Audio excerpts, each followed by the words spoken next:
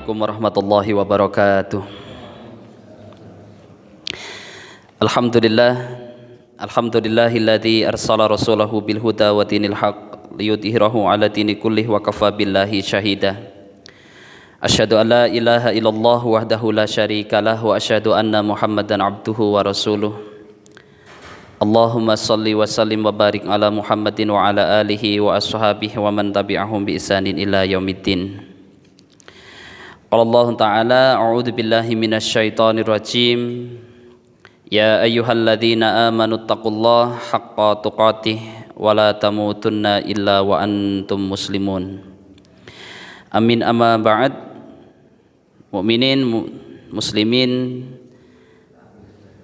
jamaah semuanya yang dirahmati Allah Subhanahu wa taala, teman-teman semuanya yang mudah-mudahan tetap sabar, istiqomah, mudah-mudahan dirahmati oleh Allah Subhanahu wa taala.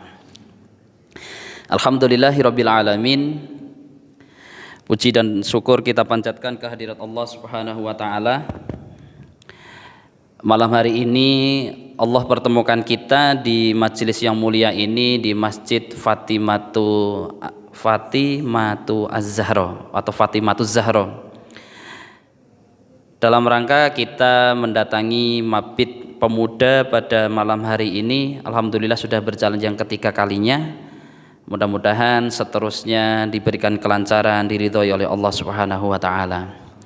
Salawat serta salam semoga selalu senantiasa tercurah kepada Rasulullah Muhammad sallallahu alaihi wasallam. Manusia mulia yang menjadi teladan bagi kita semuanya, bahkan kita kemudian menisbahkan diri kita. Kalau orang Muhammadiyah kemudian menjadi Muhammadiyah, pengikutnya Nabi Muhammad.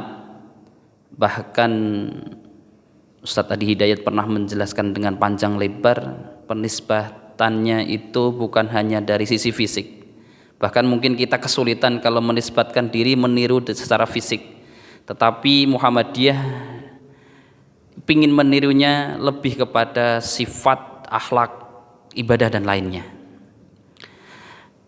Dan kita kalau yang mungkin juga bukan dari Muhammadiyah tetapi Islam insyaallah, contohlah saudara kita Nahdlatul Ulama, mereka juga mengaku dirinya sebagai ahlus sunnah dan tidak mungkin akan disebut ahli sunnah kalau tidak pernah menjalankan sunnah-sunnahnya. Maka dari itu salawat serta salam mudah-mudahan juga terlimpah kepada para keluarga, para sahabat dan umat-umat Rasulullah hingga akhir kiamat kelak yang menjalankan sunnah-sunnahnya dengan sebaik-baiknya. Jamaah semuanya yang dirahmati Allah Subhanahu wa taala, sesungguhnya saya di sini adalah dipaksa oleh Ustadz Dinda. Taruhlah kalau malam hari ini adalah mabit atau kita sering mendengar pesantren kilat gitu ya. Pesantren kilat itu paling biasanya paling boten 3 hari 2 malam. Kalau ini hanya 1 malam mungkin super kilat gitu ya. Cepet banget gitu ya. Dalam pesantren biasanya ada yang namanya materi khitobah atau muhadharah, latihan pidato. Anggaplah ini saya gila latihan pidato lagi dinilai oleh Ustadz Dinda. Mudah-mudahan nanti kalau memang kira-kira sudah nggak layak di-cut Ustadz gitu ya, dipotong aja, interupsi gitu ya, ngantuk gitu umpamanya gitu ya, maka diselesaikan saja gitu ya. Jamaah semuanya yang dirahmati Allah Subhanahu wa taala, alhamdulillah malam hari ini kita berkumpul ini di bulan Sa'ban. Di bulan Sa'ban kalau di dalam bahasa Jawanya ini kan bulan apa Pak Amir? Niki bulan apa? Nek Jawane bulan apa? Ruwah gitu nggih. Kita ruwah orang mudeng, Sa'ban ya ora, njuk sing mudenge apa nih gitu ya. Bulan Sa'ban kurang dari 20 hari, tinggal beberapa hari lagi kita sampai pada bulan Ramadan. Ulama-ulama saleh, ulama zaman dahulu, ulama salaf menyebut bulan Sa'ban itu adalah bulan Quran. Karena ini bagian dari pemanasan kita nanti sampai bulan di mana bulan diturunkannya Al-Quran, yaitu adalah bulan Ramadan. Imam Ibn Rajab Al-Hambali ketika beliau mengomentari tentang bulan-bulan dalam setahun, maka beliau kemudian menulis kitab Lataiful Ma'arif. Di radi dimirengke sekedhik namine kitab Lataiful Ma'arif.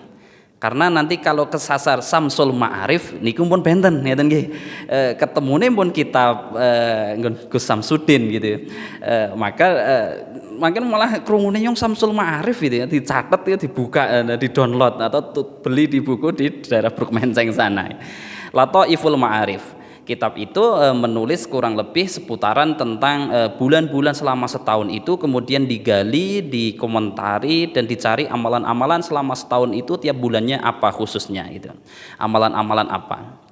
Nah, ketika beliau Imam Ibnu Rajab Al-Hambali, beliau muridnya Ibnul Qayyim Al-Jauzi gitu. Ulama yang luar biasa. Beliau mengomentari bahwa bahkan di dalam bab itu disampaikan tentang rintihan Ramadan. Di situ ditulis sampai bagaimana mungkin seorang mukmin atau orang Islam tidak menangis menitikkan air mata ketika ditinggal Ramadan, padahal dia tidak tahu bahwa tahun depan akan berjumpa dengan Ramadan atau tidak.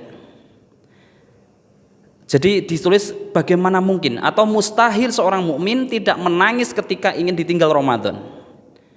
Dan yang mustahil itu adalah kita ini, gitu nggih. Jadi ditinggal Ramadan apa maning sedih itu anteng wae, ajeg wae gitu ya. Ramadan datang kita mengucapkan lah poso maning gitu ya. Ketika ditinggal Ramadan alhamdulillah gitu. Jadi orang-orang aneh itu adalah kita ini mungkin gitu ya. Masya Allah gitu ya. Maka disitulah kemudian Imam Ibnu Rajab Al-Hambali menyampaikan banyak hal seputar Ramadan. Kemudian beliau mengutip salah satu doa yang diriwayatkan dari seorang tabi'in, yaitu Yahya Abi Katsir. Beliau berdoa, dan ini adalah doa orang-orang soleh zaman dahulu, yang dengan doa Allahumma sallimni ila Ramadan wa sallim li Ramadan wa tasallamhu minni mutaqabbala. Ya Allah, sampaikanlah kami kepada bulan Ramadan dan antarkan atau sampaikan bulan Ramadan kepada kami, dan terimalah amalan kami selama bulan Ramadan. Ini adalah salah satu doa yang diajarkan oleh orang-orang soleh, yang diajarkan supaya kita dijumpakan dengan bulan Ramadan dan dihantarkan Ramadan kepada kita. Kemudian di dalam kutipan yang lain, Imam Ibnu Rajab Al-Hambali menyampaikan tentang bulan Sa'ban. Dia mengutip perkataan dari Amru bin Qais Al-Mula'i. Beliau menyampaikan, idza dakhala Sa'ban aghlaqa tijaratuhu wa tafarruq lil qiraatil Qur'an. Bahwa Amru bin Qais Al-Mula'i beliau menyampaikan bahwa orang-orang soleh zaman dahulu ketika memasuki bulan Sa'ban, maka mereka aghluqa, itu menutup toko-toko mereka, kemudian mereka disibukkan dengan membaca Al-Quran. Dan ini menarik kalau kita fenomena lihat sekarang gitu ya. Bulan Sa'ban orang-orang zaman dahulu menutup tokonya, kemudian disibukkan dengan Al-Quran. Tetapi kalau kita dilihat di lingkungan kita, bulan Sa'ban itu justru toko niku dikebeki, ngeten nggih, kira meh bodoh gitu ya, meh poso ya. Dagangan dikebeki kabeh, kemudian bahkan mungkin Al-Qur'an akhirnya terpinggirkan gitu. Ini kebalik. Orang-orang soleh zaman dahulu itu menutup tokonya ketika bulan Sa'ban karena ingin lebih sibuk dengan Al-Qur'an, sementara kita yang mempunyai toko ketika Sa'ban menjelang Ramadan justru tokonya dikebeki gitu ya. Maka tak aneh ketika memang kehidupan kita kemudian menjadi aneh gitu ya. Karena kita kebalik-balik dengan orang-orang soleh zaman dahulu. Mereka menutup tokonya karena ingin sibuk dengan Sa'ban dan Ramadan, sementara kita justru membuka toko ketika bulan Sa'ban. Bahkan sekarang dodolan pun nek bulan Sa'ban buka toko gitu. Pre-order roti kering, roti basah, roti setengah kering, sing ora garing dan lain sebagainya gitu ya. Sing ora duwe toko baju pun buka seperti itu, jaket, apalagi Mas Haji, rompi dan lain sebagainya gitu. Ketika Ramadan dibuka itu, Masya Allah itu. Maka banyak orang-orang soleh kemudian mereka berkomentar tentang kehidupan cara beragama orang-orang akhir zaman gitu. kok cara beragamanya seperti ini. Bahkan ketika ada orang kemudian tanya, umpamanya tanya hukum meninggalkan sholat itu gimana gitu. Itu orang soleh zaman dahulu itu bingung gitu. Ada orang mukmin kok meninggalkan sholat, itu bingung gitu. Maka mereka ya akhirnya walaupun tetap dapat jawaban, yang namanya ulama ditakoni orang jawab ya namanya dando gitu nggih. Ya menjawab jawab. Tapi bagi mereka ketika ada orang tanya, orang muslim kok enggak sholat, itu aneh menurut mereka gitu. Inilah jungkir baliknya akhir zaman. Mudah-mudahan kita bagian orang-orang yang ghuraba, yang asing, karena kita termasuk orang-orang yang tetap menjalankan syariat-syariat Islam dengan sebaik-baiknya mudah-mudahan. Jamaah semuanya yang dirahmati Allah Subhanahu wa taala, kemudian di akhir perkataan itu Imam Ibnu Rajab kemudian melanjutkan tuba liman aslaha nafsihi qabla Ramadan. Maka beruntunglah setiap jiwa, diri seseorang yang wa aslaha, memperbaiki dirinya sebelum datangnya bulan Ramadan. Maka sambutan terbaik untuk menyambut Ramadan bukanlah kemudian mobil, kendaraan, baju, tetapi adalah keimanan dan ilmu. Karena keimanan ini adalah yang dipanggil. Bukankah kita nanti kemudian selama Ramadan itu menyaksikan orang-orang yang tubuhnya kuat, orang-orang yang lebih sehat, tetapi mereka tak berpuasa, ya karena memang mereka tidak terpanggil keimanannya.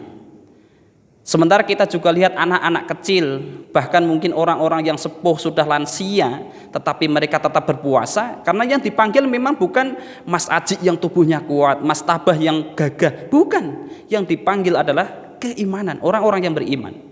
Maka jangan heran, jangan gumun ketika ada orang yang memang sehat dan memang belum berpuasa dan mungkin mengaku Islam gitu. Mungkin keimanan mereka belum terpanggil dengan sebaik-baiknya. Para jamaah semuanya yang dirahmati Allah Subhanahu wa taala. Itulah sedikit pengantar dan mungkin inti kajian ini, karena super kilat kan, pesantren kilat super kilat, jadi kan khitobahnya sedikit aja gitu nggih. Apalagi kita ini habis dahar itu, habis snack dan lain sebagainya. Kemudian habis jam-jam segini adalah apa yang dirasakan? Ngantuk gitu ya. Kami dulu ketika dididik oleh mas-mas senior-senior di sini, di IPM, di IRM, di lainnya, di kegiatan biasa ngantuk gitu ya. Tapi nanti setelah kegiatan selesai itu mbok melek sampai pagi itu betah gitu ya. Cok nganti tak geguyu yang guyu awake dhewe gitu ya. Jarene aktivis bengi melek subuh ora tangi, itu kan dia lucu meneh gitu ya. Sing diperjuangkan ya opo gitu ya. Masya Allah itu ya. Jamaah semuanya yang dirahmati Allah Subhanahu wa taala. Di sini ada yang ngantuk? Ngantuk. Nah, sing ngantuk nyong jadi doorpress akeh gitu ya. Sing ngantuk tak nih doorpress. Siapa yang ngantuk? Anjuk malah orang aku ngantuk gitu nggih. Jamaah semuanya gitu ya. Harusnya kita ngantuk gitu ya. Harusnya kita ngantuk gitu ya. Kita itu umat Islam itu harusnya habis Isya ini ngantuk gitu ya. Ngantuk itu. Kemudian setelah ngantuk kemudian kita istirahat tidur. Suatu ketika Urwah bin Zubair ini adalah salah satu sahabat ya. Wallah agak lupa saya, sahabat atau tabiin. Dan ini adalah materinya. Saya dipaksa oleh Mas Dinda itu kan cerita nabi-nabi gitu ya. Nah di tempat saya ketika mbok mampir nyong jo, mohon maaf ya, ini logate wong kepil. Mbok njo mampir gitu ya. Ini logate wong kepil gitu ya. Temenang gitu ya. Ketika seperti itu, arek ngopo nek opo sih mampir gitu. Sejudulan juga tak ceritani nabi-nabi gitu ya. Jadi obrolan santai itu ibarat cerita nabi-nabi yang itu nyenengke gitu. Ketika kita masih kecil ceritani nabi-nabi gitu, seneng gitu ya. Maka sekarang kita ceritanya nabi-nabi gitu ya. Dan kita mulai gitu ya. Urwah bin Zubair gitu ya, salah satu seorang yang soleh, dia adalah, nah ada yang bisa jawab, nah tak kasih ini gitu ya. Beliau adalah saudaranya dari Ummul Mukminin Aisyah radhiyallahu anha. Tapi apanya gitu? Ada yang tahu siapa hubungan kekerabatan dengan Aisyah radhiyallahu anha, Urwah bin Zubair itu apanya? Ada yang tahu? Tak nih. Apanya? Adiknya. Adik nomor berapa? Enggak lihat aktennya sih ya, enggak tahu gitu ya. Jamaah semuanya itu ya. Ada yang tahu siapa Urwah bin Zubair? Ini masyhur di dalam kisah-kisah, kalau kita pernah membaca kisah tentang empat orang soleh ini yang mereka duduk di dekat Ka'bah di rukun Yamani, kemudian mereka berujar atau bercita-cita pengen jadi apa saja. Itu diantaranya ada Urwah bin Zubair. Di situ ada Abdullah bin Zubair, ada Mus'ab bin Zubair, ada siapa? Abdul Malik bin Marwan. Kemudian yang satunya adalah Urwah bin Zubair. Zubair semua gitu nggih. Yang pertama Abdullah bin Zubair, mereka bercita-cita dia ingin menguasai Hijaz gitu. Yang kedua Mus'ab bin Zubair, dia ingin menguasai daerah Irak dan sekitarnya. Kemudian Abdul Malik bin Marwan, dia tidak cukup dengan Hijaz atau Irak, dia ingin menjadi penguasa dunia. Dan yang terakhir Urwah bin Zubair itu diam gitu. Batirin duwe cita-cita itu yang luar biasa, itu Urwah bin Zubair diam gitu. Hingga Abdul Malik bin Marwan itu kemudian beliau menyentuhnya sambil berkata, "Apa cita-citamu?" gitu. Dia diam, kemudian dia menjawab. Urwah bin Zubair itu mengatakan, "Semoga engkau Allah memberkahi cita-citamu tentang dunia itu semuanya, dan itu mudah-mudahan menyelamatkan. Sementara aku pingin menjadi orang-orang yang datang kepadaku banyak orang ngangsu kaweruh atau belajar ilmu agama kepadaku." Dan kemudian berapa puluh tahun, cita-cita itu terwujud semuanya gitu. Si Abdullah bin Zubair kemudian dia menjadi gubernur Hijaz. Kemudian begitu pula dengan Mus'ab bin Zubair, kemudian dia menguasai Irak. Dan Abdul Malik bin Marwan menjadi khalifah waktu itu yang luar biasa kekuasaannya. Semuanya didapatkan. Dan Urwah bin Zubair pun cita-citanya terkabul. Bahkan dia bagian dari orang-orang yang menjadi 7 ulama besar yang kemudian dimintai pertanggungjawabannya oleh khalifah-khalifah pada masanya. Dan siapa Urwah bin Zubair? Urung kejawab. Nah, siapa gitu nggih. Wis tak muter-muter gitu ya, urung ketemu gitu nggih. Siapa Urwah bin Zubair? Beliau adalah keponakannya dari Aisyah radhiyallahu anha. Jadi Urwah bin Zubair itu kemudian punya bapak namanya Awam, Zubair bin Awam. Lah Zubair ini adalah istrinya dari Asma binti Abu Bakar gitu. Dan Asma binti Abu Bakar itu dengan Aisyah kakak adik. Tak sumpet maning, wong urung ketemu kok urung sing jawab itu nggih. Itulah Urwah bin Zubair. Suatu ketika Urwah bin Zubair itu nginep di rumah bibinya, yaitu Aisyah radhiyallahu anha.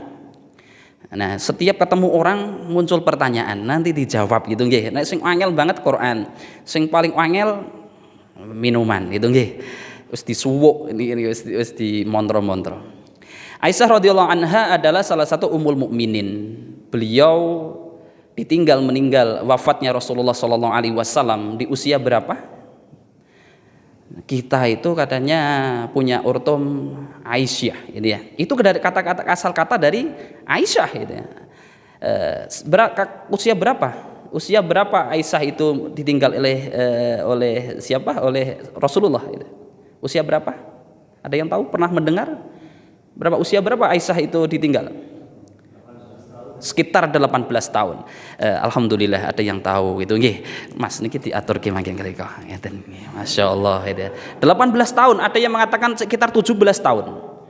Dan kemudian nanti Aisyah radhiyallahu anha itu nuwun sewu menjanda itu kurang lebih sekitar 40 atau 47 tahun. Kenapa menjanda? Ya karena istri Rasulullah itu setelah ditinggal nggak boleh menikah lagi. Kalau istri kita meninggalkan rebutan itu wah bodoh gitu ya. Kalau istri Rasulullah nggak boleh nikah lagi gitu ya. Ketika Rasulullah itu meninggal, banyak istri yang kemudian ditinggal, ya nggak ada yang kemudian menikah lagi. Kita cari sampai kemanapun ya nggak ada sejarahnya di situ. Gitu. Nah, ketika Aisyah radhiyallahu anha, kemudian dia menjadi orang yang sangat cerdas. Dan ketika Rasulullah itu menikahi seseorang itu memang sudah ditunjukkan oleh Allah petanya demikian. Salah satu keutamaan Aisyah itu adalah orang yang sangat cerdas. Dari mana belajarnya? Dari Rasulullah. Bahkan ketika Rasulullah itu ngajar di Masjid Nabawi, bukan menghadapnya seperti sana umpamanya Rasulullah di sana kemudian jamaah di belakangnya, tapi agak miring seperti ini, walaupun saya juga bukan Rasulullah, jadi miring seperti ini, dan itu bukan tanpa tujuan. Ternyata itu tujuannya adalah agar dia bersandar di tembok rumahnya, karena rumah Rasulullah itu dempetan dengan Masjid Nabawi, agar ketika Rasulullah mengajar itu materinya tersampaikan kepada Aisyah yang di dalam rumahnya itu ikut mendengarkan dan ikut belajar di situ. Maka tak mustahil kemudian Aisyah radhiyallahu anha itu Ummul Mukminin itu menjadi orang yang cerdas, bahkan sebagian ilmu-ilmu itu rujukan ilmunya dari dari Ummul Mukminin Aisyah radhiyallahu anha. Ini orang yang sangat cerdas, orang yang sangat luar biasa. Dan ini salah satu tujuan ketika Rasulullah menikahi Aisyah adalah untuk menampung ilmu-ilmu yang dimiliki oleh Rasulullah sallallahu alaihi wasallam. Berbeda ketika Rasulullah menikahi Saudah. Saudah itu adalah istri khilaf di kalangan ulama. Perbedaan pendapat di kalangan ulama ketika Rasulullah kemudian menikah dengan Khadijah. Khadijah itu kemudian wafat, yang dinikahi dulu oleh Rasulullah Aisyah atau Saudah dulu. Khilaf di kalangan para ulama. Ada yang mengatakan Aisyah dulu, ada yang mengatakan Saudah. Syekh Utsaimin beliau berpendapat yang Aisyah dulu gitu. Tapi ulama ini mengatakan Saudah dahulu gitu. Kenapa Saudah? Ini orang yang sudah sepuh ya. Usianya kan sekitar 60, ada yang mengatakan 65. Tujuannya apalah? Karena Rasulullah itu ditinggali anak-anak kecil dari Khadijah yang masih anak-anak gitu. Kalau Rasulullah itu menikahnya dengan anak yang sama-sama muda ya, nah itu nanti saya nak ngomong anak isopo gitu. Maka menikahlah dengan Saudah, orang yang sudah berumur dan itu sudah berpengalaman ngomong anak gitu. Ada tujuannya. Hampir semua istri Rasulullah itu dinikahi berdasarkan petanya jelas. Maka Mas Tabah ketika ingin lagi petanya jelas gitu. Mau apa itu ya petanya apa gitu ya. Tujuannya untuk apa? Itu sudah jelas gitu. Begitu itu nggih. Jamaah semuanya gitu ya. Ketika kembali ke Urwah bin Zubair ketika nginap di rumah bibinya, dia bersama dengan temannya. Ketika dengan temannya itu kemudian setelah sholat Isya setelah dilaksanakan, kemudian dia di tempat tidurnya atau di rumahnya bibinya itu, kemudian mereka ngobrol cerita banyak sekali sampai terdengar suaranya gitu. Maka Aisyah mengatakan dia mengatakan kemudian perkataan Aisyah ini diriwayatkan oleh Abu Barzah tentang sebuah hadis, ana Rasulullah sallallahu alaihi wasallam yaqrahun naum qabla al-isya wa hadatsa ba'daha. Nabi itu gitu, wahai keponakanku gitu, Nabi itu tidak suka tidur sebelum sholat Isya dan tidak suka ngobrol begadang setelah sholat Isya. Maka ini harus segera diselesaikan pengajian ini gitu ya, karena habis Isya gitu ya, nggak boleh lama-lama gitu ya. Maka nggak boleh gitu ya, ngobrol terlalu lama, ngobrol begadang yang lama. Kembali kita ngobrol itu terlalu lama, akhirnya subuhnya lagi krinan gitu, aktivis lagi. Nek tingkat ranting rada mending gitu ya, tingkat daerah, tingkat wilayah gitu kan, ngobrol akhirnya masya Allah sholat subuh krinan gitu ya. Padahal kalau takbir itu paling keras gitu, Allahu Akbar gitu ya, jihad gitu, subuh karo bantal KO itu kan kita itu masya Allah itu ya. Jamaah sekalian yang dimuliakan Allah Subhanahu Wa Taala. Kemudian ulama merinci atau memberi pengecualian orang begadang itu boleh gitu, tetapi pada 3 hal. Dan ini ada kaitannya dengan masalah kopi gitu ya, karena kaitannya dengan kopi biasanya gitu ya. Pada mulanya ulama itu awalnya itu sempat mengharamkan kopi. Hati-hati gitu ya, saya suka ngopi gitu ya.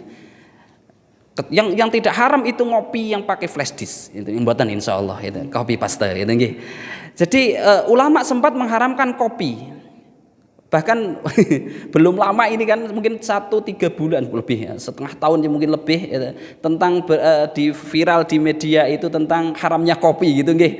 Dan itu kemudian nggak main-main itu. Yang disadur adalah kitab Ibnu Katsir, tafsir Ibnu Katsir di surat Maryam ayat yang ke-59. Di situ Kabul Ahbar, masyhur sekali perkataan Kabul Ahbar di dalam tafsir Ibnu Katsir. Itu di situ memang disebutkan di antara tanda-tanda orang munafik itu adalah yang suka minum kopi gitu ya. Masya Allah itu. Tapi itu kemudian itu dibantah, banyak orang yang membantahnya. Karena kohwah itu kan bahasa Arabnya kopi gitu ya. Itu memang ada minuman homer yang memang jenisnya itu, tetapi bukan kopi yang pada sekarang gitu. Bukan kopi sekarang, kopi apa? Kopi bener umpamanipun, nggak ada soalnya. Bukan itu, bukan kopi-kopi yang sekarang, tapi itu adalah yang diharamkan kohwah itu adalah jenis homer yang memang itu bisa memabukkan. Dan ulama-ulama dulu itu menganggap minum kopi kan jadi kecanduan itu kan menjadi fresh kembali, menjadi nggak ngantuk dan lain sebagainya itu. Maka ulama kok jadi kayak gini nih habis ngambil kopi gitu. Tetapi setelah dikaji dan dikaji, enggak, itu bukan bagian yang mengharamkan atau yang memabukkan atau yang jadi haram. Maka santai, sudah mansuh itu ralat. Kopi nggak haram gitu. Bahkan itu kemudian menjadi teman para ulama ketika dalam begadangnya gitu. Enggak jadi haram gitu ya. Bukan haram, bukan jadi itu bukan main-main hukum, tapi memang diteliti ini memang bukan gitu.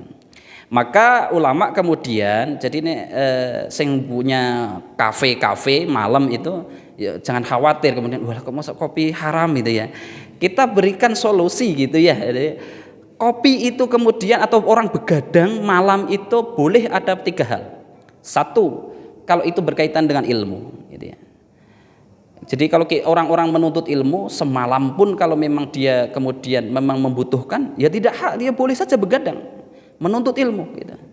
Masyhur di antara sejak di sirah itu bahwa Umar bin Khattab radhiyallahu anhu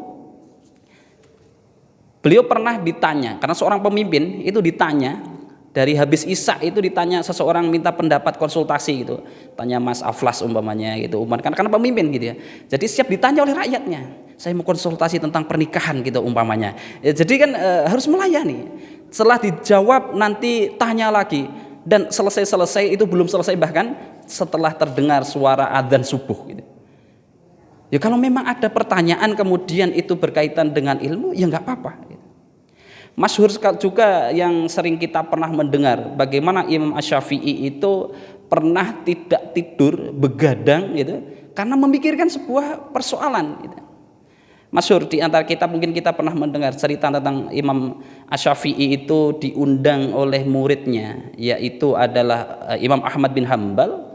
Kemudian sebenarnya ini adalah kepenasarannya putrinya Imam Ahmad.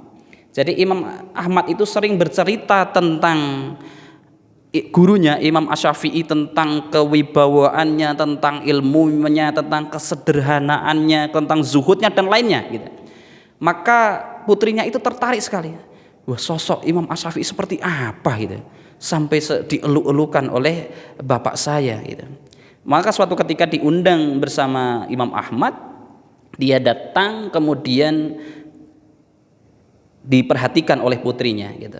Ketika malam kemudian dijamu makan gitu, makanan dimakan dengan lahapnya. Nek cara basa Wonosobo ora pantes nek kowe kiai gitu ya. Panganan dintoki kabeh kaya gitu ya. Padahal kiai ustad itu. Ulama besar itu. Dahare iki jen masyaallah kaya wong kang liyan gitu ya. Kemudian malamnya itu ketika malam setelah dahar kemudian disediakan tempat tidur, dia bermalam di situ. Kemudian di pagi harinya Imam Asy-Syafi'i ini berjamaah dengan para jamaah yang lain menuju masjid tanpa wudhu gitu.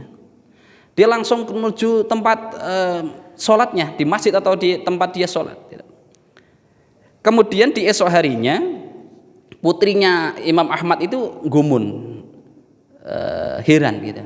Ini yang kata-katanya bapak itu dieluk-elukan orang yang soleh, orang yang berwibawa, orang-orang yang ilmunya luar biasa, kok seperti ini. Kemudian diadukan kepada bapaknya, wahai bapakku, wahai ayahku, apakah betul itu yang dinamakan Imam Asy-Syafi'i? Iya, emang kenapa ini? Kok aku heran gitu. Ketika tadi malam disuguhkan makanan, kok makannya seperti orang nggak punya adab, makanan semuanya dihabiskan gitu. Tadi malam saya lihat juga, saya perhatikan dia tidak keluar untuk sholat malam gitu. Karena sholat malam itu bagi para aktivis, para ulama itu adalah semacam hampir mendekati wajib gitu ya. Karena Rasulullah itu diwajibkan untuk sholat malam gitu. Kemudian saya lihat paginya Imam Syafi'i juga tidak wudhu, masa mau sholat nggak wudhu gitu. Maka kemudian tiga pertanyaan itu diajukan kepada Imam Syafi'i oleh Imam Ahmad. Putriku menanyakan tentang ini. Kemudian dijawab oleh Imam Syafi'i, betul, tadi malam saya menghabiskan makanan. Kemudian beliau mengatakan karena makanan orang yang orang yang dermawan itu adalah menjadi dawa, obat, dan keberkahannya itu menjadi obat. Sementara makanannya orang bakhil adalah itu menjadi penyakit. Dan saya tadi malam bukan mencari kenyang, gitu, tapi saya sedang mencari obat, gitu. Dan dihabiskan, maka dihabiskan. Ini makanannya orang soleh semua ini, dihabiskan jadi obat semua ini, dihabiskan gitu ya. Kemudian malamnya itu memang saya tidak sholat malam. Kenapa? Karena saya ketika tidur itu, kemudian saya tidur, kemudian semacam dibentangkan di hadapan pikiran saya tentang Al-Quran dan As-Sunnah. Kemudian dia berpikir tentang hukum-hukum Islam dan banyak hal. Di riwayat yang lain Imam Syafi'i itu teringat tentang hadis yang pendek yang tentang ya Aba Umair ma fa'ala Nughair gitu. Wahai Aba Umair, ada apa dengan burung kecilmu gitu. Abu Umair itu siapa? Jawab mending ya ini ya. Siapa Abu Umair? Bapaknya Umair ya. Umair itu yang dimaksud di sini siapa? Betul, bapaknya anaknya Abu Thalhah. Jadi Abu Thalhah ini hadis ini diriwayatkan oleh sahabat mulia oleh Anas bin Malik. Abu Umair ini adalah adiknya dari Anas bin Malik. Dia kan Rasulullah itu punya rewang pembantu di antaranya Anas bin Malik. Maka adiknya Anas bin Malik itu sering ketemu pula dengan Rasulullah SAW. Ketika bertemu dengan Aba Umair ini, dia melihat Aba Umair itu sedang sedih melihat burungnya itu meninggal. Ini burung temenan gitu, senes burungnya Aba Umair gitu ya.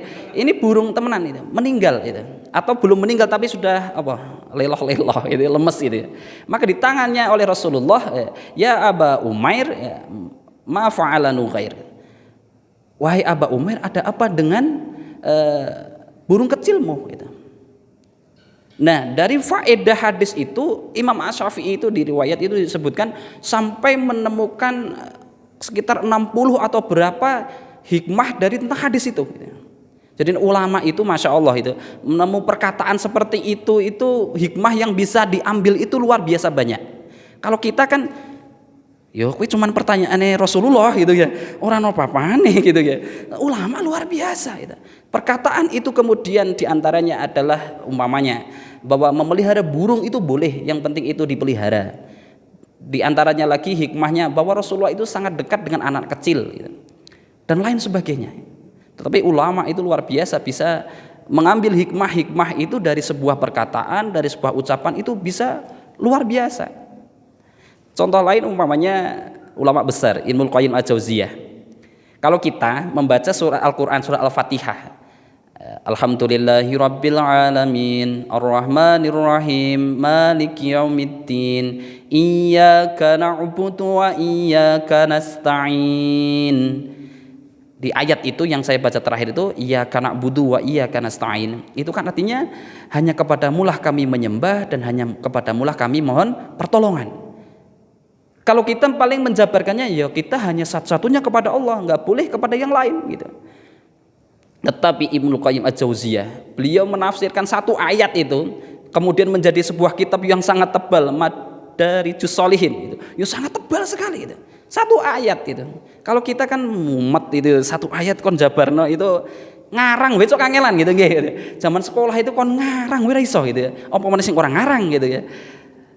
Begitulah ulama ketika menjumpai ayat-ayat kemudian dijabarkan. Maka ketika Imam Asy-Syafi'i bertemu dengan hadis ya Aba Umair ma fa'ala Nughair itu luar biasa menjabarkannya. Maka kemudian ia menjawab, betul saya tidak sholat malam karena saya memikirkan itu semalaman. Dan saya berhenti memikirkan ketika telah adzan subuh gitu. Dan kemudian kenapa saya tidak wudhu ketika adzan subuh? Memang saya belum tertidur gitu. Karena saya memikirkan dan masih terjaga semalaman. Maka saya wudhunya adalah memakai wudhu ketika adzan isya gitu. Masya Allah, itu diantara orang begadang itu kemudian boleh ketika berkaitan dengan ilmu. Kalau begadangnya itu kemudian hanya ngegame gitu nggih, apalagi yang berbau dengan slot gitu umpamanya gitu ya, itu jelas nggak boleh gitu. Apalagi hanya munggah mudun nyekroli HP ndelok statuse wong gitu, nganti kabeh gitu statuse wong entek gitu, statuse dhewek diklik sing ndelok sapa wae gitu. Ini saking bengi-bengine iki ora iso turu begadang gitu kan. Masya Allah itu. Maka begadang itu boleh satu kalau berkaitan dengan ilmu. Yang kedua umpamanya berkaitan dengan di dalam risalah itu ulama juga menyampaikan boleh begadang ketika as-samr itu begadang baina zauji gitu. Atau begadang itu boleh ketika dengan suami pasangannya atau istrinya. Ini begadang ngobrol gitu, umpamanya ke kafe itu boleh nggak apa-apa dengan istrinya gitu. Ini ngobrol betul di situ gitu. Kadang-kadang kita dengan istri sendiri kadang sampai warung sampai mana orang ngobrol gitu ya. Sing delok HP-ne dewek-dewek gitu ya. Maka boleh orang begadang itu ketika dengan dengan istrinya, dengan pasangannya yang sah tentunya di warung kopi dan lain sebagainya. Jadi asik ya. Kalau ngajak pasangan jadi anake kon turu dhisik itu, dewek pergi ning warung kopi ning kafe, kita ngobrol dengan pasangan kita. Ada yang pernah melakukan seperti itu? Saya sendiri juga belum gitu ya. Sama semuanya yang dirahmati Allah Subhanahu wa taala gitu. Yang terakhir kemudian orang begadang itu boleh kalau itu berkaitan dengan urusan umat, yang itu secara umum, bisa jadi secara umum menyelesaikan umpamanya mastabah umpamanya di sini sebagai direktur lazismu, kemudian ada bencana, kemudian malam itu harus diselesaikan, harus dirembuk, dirundingkan, mereng-reng mana kebutuhan dan lain sebagainya, dan itu harus diselesaikan malam itu diselesaikan gitu.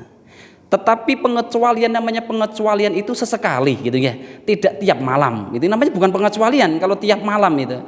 Maka dibedakan antara itu yang begadang rutin dan pengecualian gitu ya. Tentu kalau memang itu begadangnya itu tiap malam kemudian memang memikirkan umat ya enggak apa-apa ya, tapi tak kira dia juga tidak sesibuk itu seseorang. Artinya kita itu suruh tidur. Masya Allah, kita kon disuruh tidur we angel gitu nggih. Bar isake kon turu gitu. Turu ya orang turu-turu gitu. Aneh kita memang. Nek dikon macul, dikon deres wengi-wengi mungkin kita mengelak rada luwes gitu ya. Disuruh tidur aja kita enggak mau gitu. Padahal itu sunnah yang dianjurkan oleh Rasulullah Muhammad sallallahu alaihi wasallam. Jamaah semuanya yang dirahmati Allah Subhanahu wa taala. Maka dari itu kita juga harus belajar bersama-sama kapan kita itu tidur, kapan kita bekerja dan lain sebagainya. Terakhir pertanyaan-pertanyaan yang lain. Ini doktrin Al-Qur'an.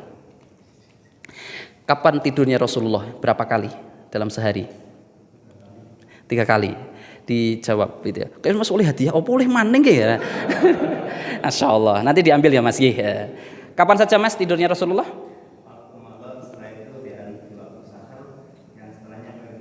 Qailullah gitu ya. Masya Allah, betul. Mas sinten Mas? Mas Imam gitu ya. Pak Kiai kok masa ora iso jawab itu kan ya salah itu ya. Jadi Rasulullah itu tidur 3 kali. 1 setelah Isya. Maka di hadis yang perkataan yang lain, mengapa Rasulullah itu kemudian tidur setelah Isya? Karena Rasulullah ingin begadang di tengah malamnya sampai menjelang sahur, sampai sahur. Kalau kita kan berbeda. Kita tidur kita begadang setelah Isya, tidurnya adalah ketika di tengah Rasulullah itu sudah bangun. Kualik-walik memang, kita hidupnya memang kualik-walik gitu ya. Jadi Rasulullah itu sudah tidur, kita begadang, Rasulullah bangun, kita tidur gitu nggih. Kebalik-balik kita memang hidupnya gitu ya. Jadi Rasulullah itu tidurnya pertama setelah Isya. Sampai kapan? Sampai pertengahan malam. Karena sholat malamnya Rasulullah itu bukan di sepertiga malam. Berbeda gitu. Walaupun ya juga enggak apa-apa, Rasulullah kadang juga demikian. Tapi Rasulullah diperintahkan adalah nisful lail gitu, di pertengahan malam gitu. Dan itu nanti kemudian diikuti oleh sahabat mulia Umar bin Khattab umpamanya, karena memang Umar bin Khattab orangnya ya kuat, disiplin luar biasa, kuat itu tengah malam bangun. Beda dengan Abu Bakar. Abu Bakar orangnya sangat hati-hati, maka sholat malamnya itu setelah Isya. Bukan sholat Isya. Kalau kita ditanya sholat malam mas, iya kapan? Sholat Isya. Itu memang Isya itu sholat malam itu gitu. Sholat Isya itu sholat malam itu. Abu Bakar itu sholat malamnya setelah Isya. Kenapa? Hati-hati, khawatir nanti kemudian di tengah malam atau di sepertiga malam tidak bangun. Gitu. Hati-hati. Beda dengan Ali bin Abi Thalib, dia orangnya disiplin. Gitu ya. Sepertiga bangun dia tetap dia bangun. Jadi Rasulullah itu tidurnya itu satu ketika setelah Isya, nanti sampai pertengahan malam atau sampai sepertiga malam paling tidak. Yang kedua adalah Rasulullah itu tidur adalah ketika sebelum, kalau itu tadi disebutkan oleh Ustadz Imam itu tentang waktu sahur, itu adalah sesungguhnya di perkataan lain Rasulullah itu tidur lagi yang kedua adalah ketika dikumandangkan adzan yang pertama.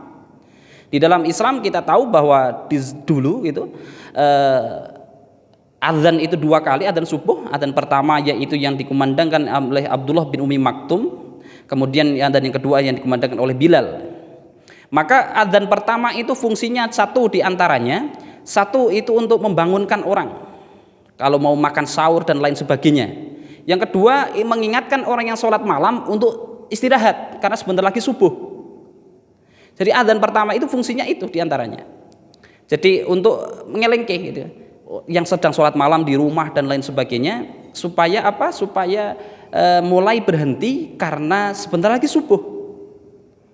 Dan itu di waktu-waktu sahur itu. Kemudian maka di antara hadis tentang waktu sahur, hadis itu diriwayatkan oleh sahabat mulia Zaid bin Sabit dan dari Anas bin Malik radhiyallahu an. Kemudian Rasulullah itu selesai sahur, kemudian Rasulullah itu menuju mendirikan sholat subuh maksudnya. Kemudian ditanya oleh Anas bin Malik, berapa jarak antara adzan dan sahurnya Rasulullah? Di hadis disebutkan tidak berapa menit, ya, mungkin dulu nggak ada menitan apalagi stopwatch gitu. Dijawab sekitaran orang membaca Al-Quran 50 ayat. Berapa lama orang membaca Al-Quran 50 ayat? Yang itu tentunya tidak panjang atau pendek-pendek sekali. Maka ulama itu di situ berijtihad kurang lebih di antara 6, 7 atau yang mengatakan 5 sampai 10 menitan. Itu antara selesainya Rasulullah makan sahur sampai adzan yang terakhir yang kedua. Jadi antara sekitar 10 menitan. Jadi itu waktu yang digunakan Rasulullah untuk tidur. Kadang Rasulullah itu betul tidur temenan, tidur sampai di Nuwun Sewu di sirah disebutkan sampai ngorok gitu. Mendengkur Rasulullah itu sampai tidur mendengkur gitu. Tetapi kadang-kadang hanya Rasulullah itu sekedar tiduran. Maka inilah salah satu hikmah tiang sare niku diken miring ke kanan bantalan tangan. Kenapa? Itu akan mudah untuk bangun. Coba kalau nggak percaya dipraktekkan gitu gitu. Dipraktekkan saja tiduran, ngaco tidur temenan dan nyong saya hari ngomong orang sing ngrungokno. Tidur miring gitu, tidur miring itu memudahkan orang untuk bangun. Berbeda dengan orang yang terlentang ngatang-ngatang gitu ya.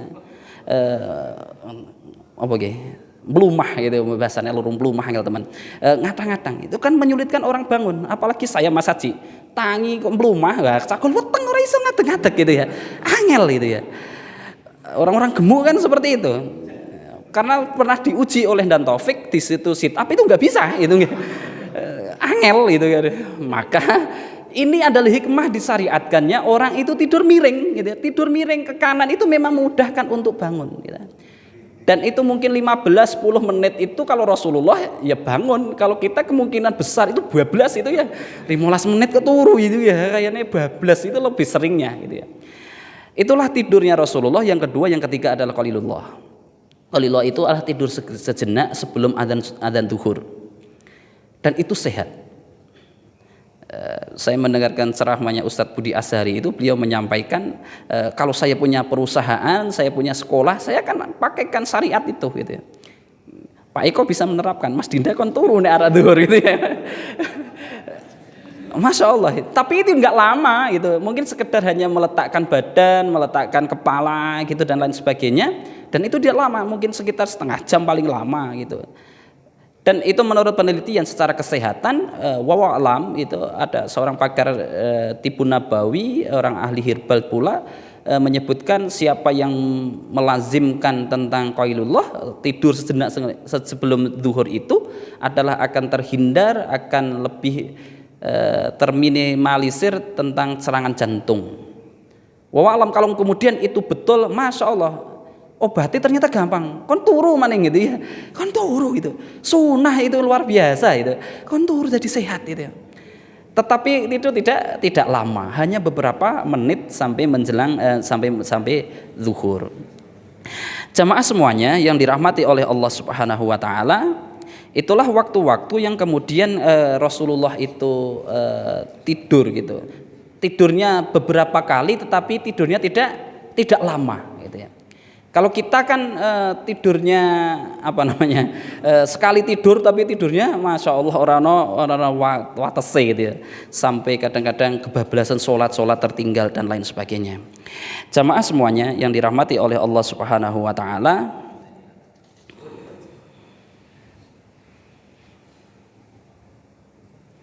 itulah cerita nabi-nabi kita itu nggih. Jadi cerita nabi-nabi, seputaran nabi, dan sebenarnya masih banyak tentang berkaitan dengan nabi, kehidupan nabi. Dan kita kepada siapa kita belajar? Ya kepada Rasulullah. Kepada siapa? Keluarganya Rasulullah sallallahu alaihi wasallam. Kepada para sahabat.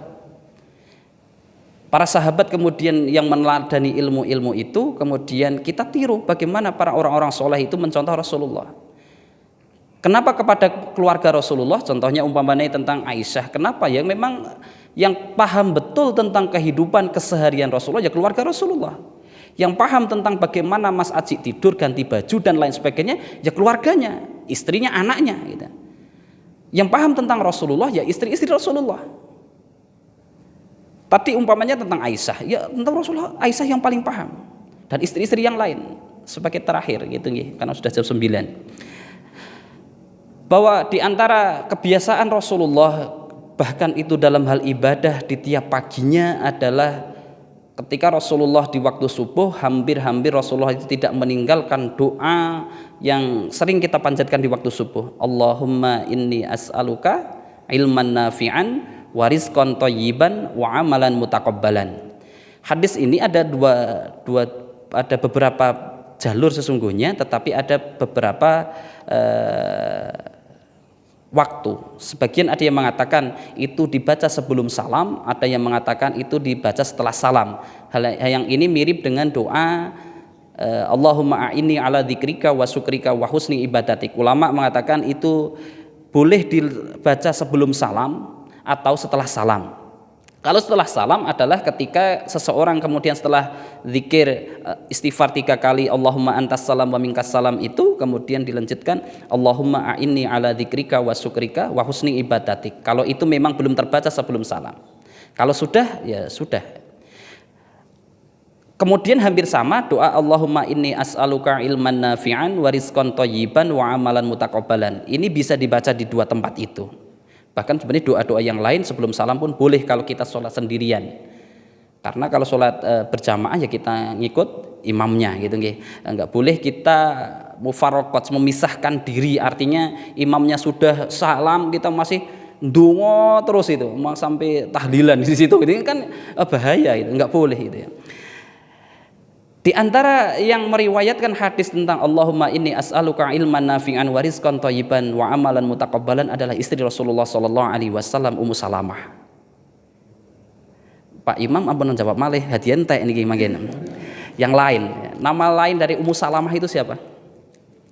Yang lain. Siapa? Nama lain Ummu Salamah. Ummu Salamah kan karena ibunya Salamah gitu ya, suaminya kan berarti Abu Salamah gitu, orang rampung-rampung kayak ngono gitu ya. Siapa nama asli dari Ummu Salamah? Siapa? HP-nya bisa searching. Ummu Salamah siapa namanya? Hindun gitu ya. Beliau istri Rasulullah Sallallahu Alaihi Wasallam. Dia Ummu Salamah, dia orang yang cantik. Ketika ada kabar Rasulullah Sallallahu Alaihi Wasallam itu mau menikah dengan Ummu Salamah, Aisyah radhiyallahu anha itu berbisik-bisik atau tanya-tanya kepada orang-orang tentang bagaimana keadaan Ummu Salamah. Orang-orang itu menceritakan kepada Aisyah itu Ummu Salamah itu orangnya cerdas, orangnya cantik gitu. Dan ketika Rasulullah sudah menikah kemudian bertemu atau ketika Ummu Salamah itu bertemu dengan Aisyah, Aisyah itu kaget gitu. Ternyata apa yang didugakan itu jauh lebih cantik gitu ya. Kaget itu kan. Bukan saingan ya, nopo nih.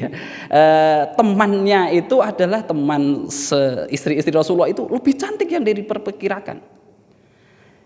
Dia adalah orang yang sangat luar biasa. Dia ikut hijrah kepada Habsah, di Habsah maksudnya, tapi kemudian dia hijrah bersama Abu Salamah ke Madinah. Kemudian dia terpisah karena gara keluarganya ada yang tidak mengizinkan dari kaumnya itu nggak mengizinkan. Akhirnya Abu Salamah itu sendirian.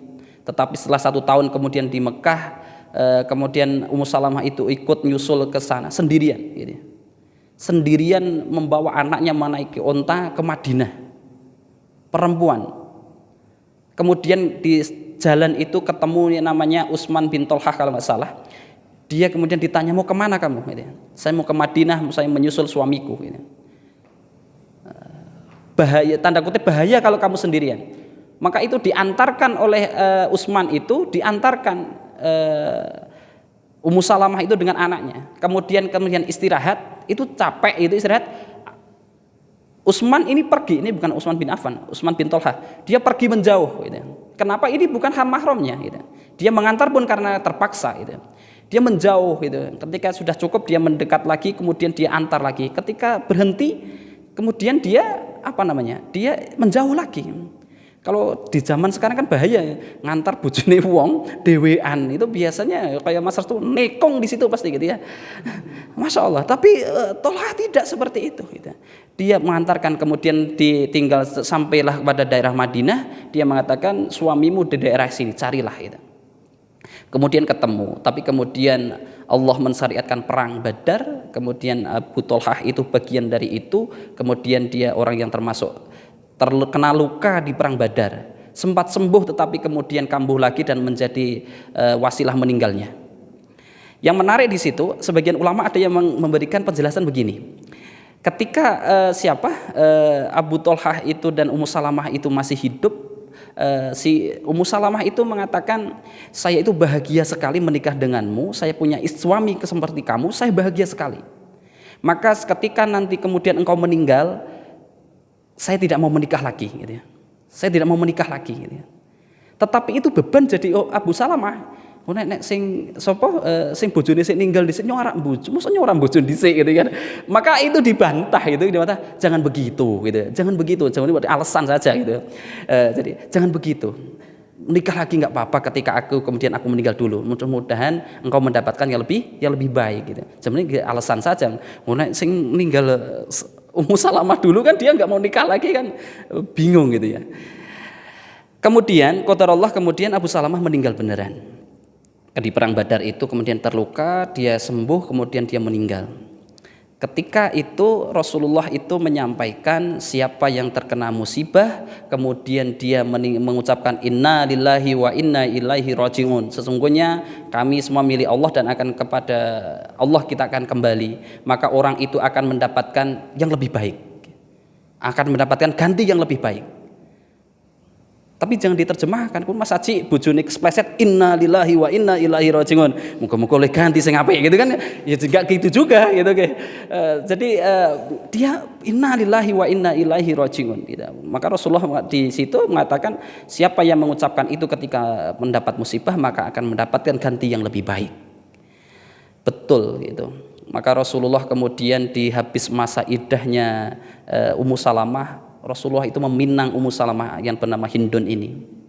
Dia sedang menyamak kulit, kemudian dia mencuci tangan, kemudian menggelarkan karpet kepada Rasulullah, karpet atau tikar untuk duduk. Kemudian Rasulullah itu mengutarakan keinginannya untuk meminangnya. Ketika dipinang itulah Ummu Salamah kemudian menjawab, siapalah aku ya Rasulullah? Aku ini adalah orang yang pecemburu. Aku ini orang yang sudah berusia dan aku mempunyai anak. Dengar jawaban Rasulullah, dicatat ya. Rasulullah mengatakan di situ tentang rasa cemburumu saya akan berdoa kepada Allah supaya dihilangkan. Tentang masalah umur saya juga sudah berumur. tentang anakmu itu akan menjadi anakku juga. Itulah tutorial merayu janda gitu nggih. Perlu saya ulangi gitu nggih. Itu memang Rasulullah kayak gitu ya. Saya ulangi biar dicatat betul-betul itu yang mau mendekati gitu nggih. Tentang masalah cemburu saya akan berdoa kepada Allah, Allah hilangkan rasa cemburu, dan itu manusiawi. Perkara berumur, Rasulullah sudah berumur gitu. Padahal Ummu Salamah itu usia 30 tahun gitu, kurang lebih 30 tahun. Masalah anak itu kan jadi anakku pula gitu. Ketika jenengan melamar itu kemudian dijawabi seperti itu, jawabannya sudah punya gitu kan. Riwayatnya sahih gitu kan. Jadi cara menjawabnya itu berdasarkan sunnah dari Rasulullah SAW gitu. Jamaah semuanya yang dirahmati Allah Subhanahu wa taala. Karena sudah jam 9, kiranya tutorial ini saya cukupkan gitu ya. Insya Allah nanti kita akan kita lanjutkan di dalam waktu yang memungkinkan. Sebenarnya ada cerita tentang masa muda-muda, karena ini mabit pemuda, saya ingin menyinggung masalah tentang Nabi Musa karena berkaitan dengan itu sangat menarik. Bahkan nanti ketika Nabi Musa mendapatkan jodoh pula gitu, juga menarik di masa muda itu. Karena gara-gara menolong gitu ya. Dibaca dalam surah Al-Qasas dan surah Toha itu juga ada. Nanti baca sendirilah nggih. Nanti membicarakan itu semakin gemuruh hati kita gitu nggih. Kiranya hanya ini yang dapat saya sampaikan. Ini hanyalah obrolan-obrolan. Yang namanya cerita nabi-nabi kan ya sepenting guyang-guyu gitu nggih, mudeng gitu muka-muka gitu ya. Mudah-mudahan ini ada manfaatnya untuk kita semuanya. Kemudian mudah-mudahan kita semakin mantap bahwa kita itu orang Islam yang Nahdlatul Ulama, ada Ahlus Sunnah wal Jamaah, kita Muhammadiyah jelas pengikut Nabi Muhammad, dan kita mengatakan sering kita mengatakan di setiap tahun laqad kana lakum fi Rasulillahi uswatun hasanah, tetapi kita jarang mencontoh Rasulullah. Kalau kita taruhlah kita punya contrengan tadi, kita banyak mencontreng salahnya. Tidur kita salah nggak sama dengan Rasulullah gitu. Kamar kita bangun kita salah lagi, dan lain sebagainya gitu. Maka mari kita mulai perbaiki agar hidup kita sejalan, dan itu akan lebih berkah ketika kita mencontoh bagaimana sunnah-sunnah Rasulullah Muhammad SAW. Banyak kekurangan mohon maaf, ada baiknya datang dari Allah Subhanahu wa taala. Saya akhiri, nasrum minallah wa fatun qaribillahi sabilil haq. Wassalamualaikum warahmatullahi wabarakatuh.